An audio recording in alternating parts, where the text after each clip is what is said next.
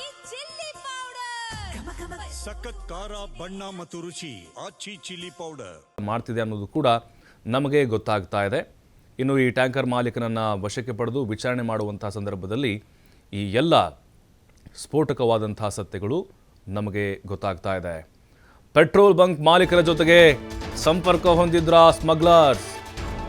ಕಾಳಸಂತೆಯಲ್ಲಿ ಅರ್ಧ ದರಕ್ಕೆ ಪೆಟ್ರೋಲಿಯಂ ಉತ್ಪನ್ನಗಳ ಮಾರಾಟವನ್ನು ಮಾಡಲಾಗ್ತಾ ಇತ್ತ. ಮಹಾರಾಷ್ಟ್ರ ಕರ್ನಾಟಕದ ಕೆಲ ಬಂಕ್ಗಳಿಗೆ ಡೀಸೆಲ್ ಮಾರಾಟ ಆಗಿರುವಂಥ ಅನುಮಾನ ಇದೆ. ಪ್ರಕರಣದ ತನಿಖೆಯಿಂದಷ್ಟೇ ಹೊರಬರಬೇಕಾಗಿದೆ ತೈಲ ಕಳ್ಳರ ಕರಾಮತ್ತು. ಅಂದರೆ ಪೆಟ್ರೋಲ್ ಬಂಕ್ ಮಾಲೀಕರ ಜೊತೆಗೆ ಈ ಸ್ಮಗ್ಲರ್ಸ್ ಎಂದು ಸಂಪರ್ಕ ಹೊಂದಿದಾರಾ? ಖಂಡಿತವಾಗಲೂ ಆ ಅನುಮಾನಗಳಿದ್ದಾವೆ. ಪ್ರಕರಣದ ಪೂರ್ತಿ ತನಿಖೆ ಆಗಬೇಕು. ಅದಾದಮೇಲೆ ಎಲ್ಲ ಅನುಮಾನಗಳಿಗೆ ತೆರೆ ಬೀಳುತ್ತೆ. ಈ ತೈಲ ಕಳ್ಳರ ಕರಾಮತ್ತು ಕೂಡ ಗೊತ್ತಾಗುತ್ತೆ. ಮಹಾರಾಷ್ಟ್ರ ಕರ್ನಾಟಕದ ಕೆಲ ಬಂಕ್ಗಳಿಗೆ ಈ ಡೀಸೆಲ್ ಮಾರಾಟ ಮಾಡ್ತಿರುವಂಥ ಅನುಮಾನಗಳಿದ್ದಾವೆ. ಇದು 1-2 ದಿನದ ಕಥೆ ಅಂತೂ ಖಂಡಿತವಾಗ್ಲೂ ಅಲ್ಲ. ಎಷ್ಟು ವರ್ಷಗಳಿಂದ ಇವರು ಹೀಗೆ ಕಳ್ಳ ಮಾರ್ಗದ ಮೂಲಕ ಸಾಗಾಟ ಮಾಡ್ತಿದ್ರೋ ಗೊತ್ತಿಲ್ಲ. ಸರ್ಕಾರಕ್ಕೆ ತೆರಿಗೆ ವಂಚನೆ ಆಗ್ತಾ ಇದೆ ರೀ. ಕೋಟಿ ವಂಚನೆಯನ್ನು ಮಾಡ್ತಾ ಇದ್ದಾರೆ ಇವರು. ಈ ಸೆಸ್ ಅಂತ ಹಾಕ್ತಾರೆ ರಾಜ್ಯ ಸರ್ಕಾರದವರು. ಕೇಂದ್ರದ್ದು ಕೂಡ ಅಲ್ಲಿ ಪಾಲಿರುತ್ತೆ, ಅದಕ್ಕೂ ಕೂಡ ಟ್ಯಾಕ್ಸ್ ಹೋಗುತ್ತೆ.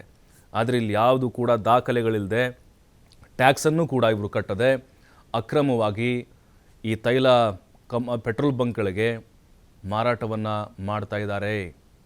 ಹಾಗಾಗಿನೇ ಅನುಮಾನಗಳಿರೋದು ಈಗ ಈ ಪೆಟ್ರೋಲ್ ಬಂಕ್ ಮಾಲೀಕರಿಗೆ ಮತ್ತು ಈ ಜಾಲದವ್ರಿಗೆ ಅಂಥೇಳಿ. ದಿನಾಂಕ 15 ಜನವರಿ ರಂದು ನಮ್ಮ Malamaruthi police station inspector Shri BR Gaddekar ಮತ್ತು ಅವರ ತಂಡರಿಗೆ ಒಂದು ಮಾಹಿತಿ ಬಂತು. ನಮ್ಮ ಬೆಳಗಾವಿನಲ್ಲಿ ಇದು ಇಲ್ಲಿಗಲ್ ಪೆಟ್ರೋಲಿಯಂ ಪ್ರಾಡಕ್ಟ್ ಸಾಗಾಣಿಕೆ ಆಗ್ತಾಯಿದೆ ಅಂತ. ಅದರ ಆಧಾರದ ಮೇಲೆ ಅವರು ಆಟೋನಗರದ ಟಾಟಾ ಪವರ್ ಪ್ಲ್ಯಾಂಟಿಂದ ಕಲಬುರಗಿ ಕಡೆ ಹೋಗುವ ಡಬಲ್ ರೋಡಲ್ಲಿ ಒಂದು ಟಾಟಾ ಕಂಪನಿದು ಟ್ಯಾಂಕರ್ ಸಂಖ್ಯೆ GJ12 7089 ಈ ಗಾಡಿಯನ್ನು ಸೀಸ್ ಮಾಡಿದ್ದಾರೆ. ಅದರಲ್ಲಿ ವಿಚಾರಣೆ ಮಾಡಿದಾಗ ಆ ಮಾಹಿತಿ ಸರಿ ಇತ್ತು ಅಂತ ಕನ್ಫರ್ಮ್ ಆಯಿತು. ಅದರಲ್ಲಿ ಯಾವುದೇ ದಾಖಲಾತಿ ಇಲ್ಲದೆ ಅವರು ಡೀಸೆಲ್ ಕ್ಯಾರಿ ಮಾಡ್ತಾಯಿದ್ರು. ಇದು 17,000 ಲೀಟರ್ ಡೀಸೆಲ್. ಅದರ ಒಟ್ಟು ಮೊತ್ತ ಸುಮಾರು 17 ಲಕ್ಷ. ಇದು ವಿದೌಟ್ ಡಾಕ್ಯುಮೆಂಟೇಷನ್, ವಿದೌಟ್ ಪರ್ಮಿಷನ್ ಇವರು ಸಾಗಾಟ ಮಾಡ್ತಾಯಿದ್ರು. ಈ ಪ್ರಕರಣದಲ್ಲಿ ಒಂದು ಕೇಸ್ ಮಾಳಮಾರುತಿ ಠಾಣೆಯಲ್ಲಿ ದಾಖಲು ಮಾಡಲಾಗಿದೆ.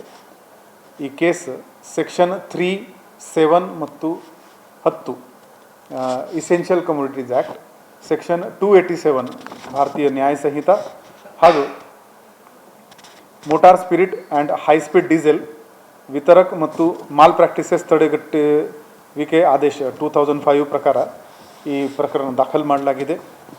ಈ ಪ್ರಕರಣದಲ್ಲಿ ಆರೋಪಿ ನಮಗೆ ಈಗ ಸಿಕ್ಕಿದ್ದಾನೆ. ಅವನು ದಿನೇಶ್ ಕುಮಾರ್ ತಂದೆ ಭಾಗೀರಥ್ ರಾಮ್ಜಿ. ಇವನು ರಾಜಸ್ಥಾನ ಮೂಲದ ವ್ಯಕ್ತಿ ಇದ್ದಾನೆ ಮತ್ತು ಇವನಿಂದ ಸಿಕ್ಕಿದ ಮಾಹಿತಿ ಪ್ರಕಾರ ಇನ್ನೂ 6 ಮಂದಿ ಇದರಲ್ಲಿ ಇನ್ವಾಲ್ವ್ ಇದ್ದಾರೆ. ಅದರಲ್ಲಿ ಇನ್ನೊಬ್ಬ ರಾಜಸ್ಥಾನದವನು ಇದ್ದಾನೆ. 4 ಮಂದಿ.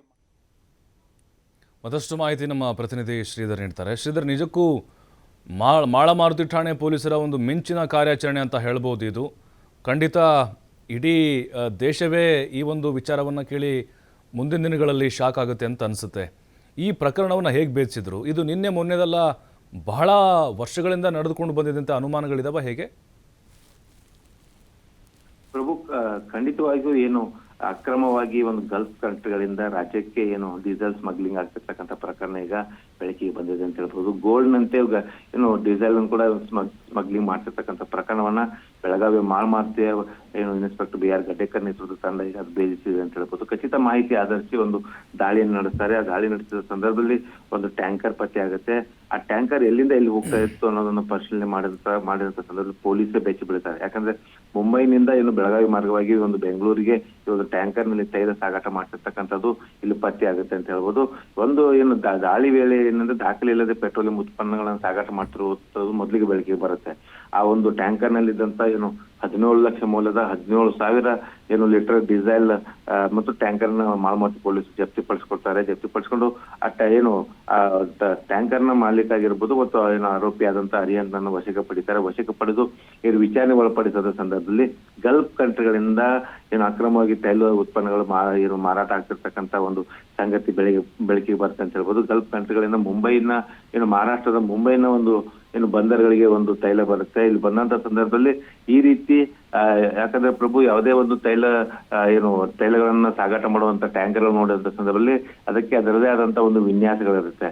ಆದ್ರೆ ಇದು ಸಾಮಾನ್ಯವಾಗಿ ಒಂದು ಹಾಲನ್ನ ಏನು ಸಾಗಾಟ ಮಾಡುವಂತ ಒಂದು ಟ್ಯಾಂಕರ್ ತರ ಇದನ್ನ ಇರ್ತಕ್ಕಂಥದ್ದು. ಹಾಗಾಗಿ ಯಾವುದೇ ಒಂದು ಪೊಲೀಸ್ ಆಗಿರ್ಬೋದು ಎಲ್ಲಿ ಚೆಕ್ ಪೋಸ್ಟ್ ನೋಡಿದ್ರು ಕೂಡ ಇದೊಂದು ತೈಲ ಉತ್ಪನ್ನಗಳ ಒಂದು ವಾಹನ ಅಂತ ಹೇಳಿ ಯಾರಿಗೂ ಕೂಡ ಗೊತ್ತಾಗೋದಿಲ್ಲ. ಆದ್ರೆ ಯಾವಾಗ ಪೊಲೀಸ್ಗೆ ಒಂದು ಖಚಿತ ಮಾಹಿತಿ ಬಂದು ಪರಿಶೀಲನೆ ಮಾಡ್ತಾರೋ ಮಾಡಿದ ಸಂದರ್ಭದಲ್ಲಿ ಇದು ಏನು ಪ್ರಮುಖವಾಗಿ ಈ ರೀತಿಯ ಗಲ್ಫ್ ದೇಶಗಳಿಂದ ಸಿಪ್ ಮೂಲಕ ಬರುವಂತ ತೈಲನ್ನ ಈ ರೀತಿ ಪ್ರಾಡಕ್ಟ್ ಗಳನ್ನ ಏನು ಯಾವುದೇ ರೀತಿಯ ಒಂದು ದಾಖಲೆ ಇಲ್ಲದೆ ಸಾಗಾಟ ಮಾಡುವ ಮೂಲಕ ಕೇಂದ್ರ ಮತ್ತು ರಾಜ್ಯ ಸರ್ಕಾರಕ್ಕೆ ತೆರಿಗೆ ವಂಚನೆ ಮಾಡ್ತಿರ್ತಕ್ಕಂಥ ಏನು ಪ್ರಕರಣ ಬೆಳಕಿಗೆ ಬಂದಿದೆ. ಈ ಒಂದು ಜಾಲ ಏನಿದೆ ಕರ್ನಾಟಕ ಮಹಾರಾಷ್ಟ್ರದಲ್ಲಿ ಅವ್ಯಾತವಾಗಿ ಒಂದು ಬೇರು ಬಿಟ್ಟಿರ್ತಕ್ಕಂಥ ಕೂಡ ಇಲ್ಲಿ ಬಹಳ ಏನು ಪ್ರಾಥಮಿಕವಾಗಿ ಗೊತ್ತಾಗ್ತದೆ ಅಂತ ಹೇಳ್ಬೋದು ಪ್ರಭು. ಈಗ ಪ್ರಾಥಮಿಕ ತನಿಖೆಯಲ್ಲಿ ಏನಂದ್ರೆ ಏನು ದಿನೇಶ್ ಕುಮಾರ್ ಎಂಬಾತನ ಹೆಸರು ಕೂಡ ಇಲ್ಲಿ ಕೇಳಿ ಬಂದಿದೆ. ಈತ ರಾಜಸ್ಥಾನ್ ಮೂಲದವನು ಮತ್ತು ಸುಖದೇವ್ ಅನ್ನುವಂತ ಇನ್ನೊಬ್ಬ ಕೂಡ ರಾಜಸ್ಥಾನ್ ಮೂಲದವನು ಮತ್ತು ಇಸ್ತಿಯಾಕ್ ಶೇಖನ್ ಅಂತ ಒಬ್ಬ ಮಹಾರಾಷ್ಟ್ರ ಮತ್ತು ಕುಂದನ್ ಮಾತ್ರೆ ಅನ್ನುವಂತ ಒಬ್ಬ ಮಹಾರಾಷ್ಟ್ರ ಮತ್ತು ಸಮೀರ್ ಪಾರ್ಗಾಮೆ ಅನ್ನುವಂತ ಒಂದು ಮಹಾರಾಷ್ಟ್ರ ಮತ್ತು ಪ್ರವೀಣ್ ಚೌತಿ ಮಹಾರಾಷ್ಟ್ರ. ಅಂದ್ರೆ ಒಟ್ಟು ಕರ್ನಾಟಕದ ಓರ್ವ ಮತ್ತು ಮಹಾರಾಷ್ಟ್ರದ 4 ಮತ್ತು ಏನು ರಾಜಸ್ಥಾನದ 2 ಸೇರಿ ಒಟ್ಟು 7 ಜನರ ಒಂದು ಬಗ್ಗೆ ಒಂದಿಷ್ಟು ಪ್ರಾಥಮಿಕ ಮಾಹಿತಿ ಈಗ ಮಾಲಮತ್ತಿ ಪೊಲೀಸರಿಗೆ ಸಿಕ್ಕಿರ್ತಕ್ಕಂಥದ್ದು. ಈಗ ಪೊಲೀಸರು ಈಗ ತನಿಖೆಯನ್ನು ಮುಂದುವರಿಸಿದ್ದಾರೆ.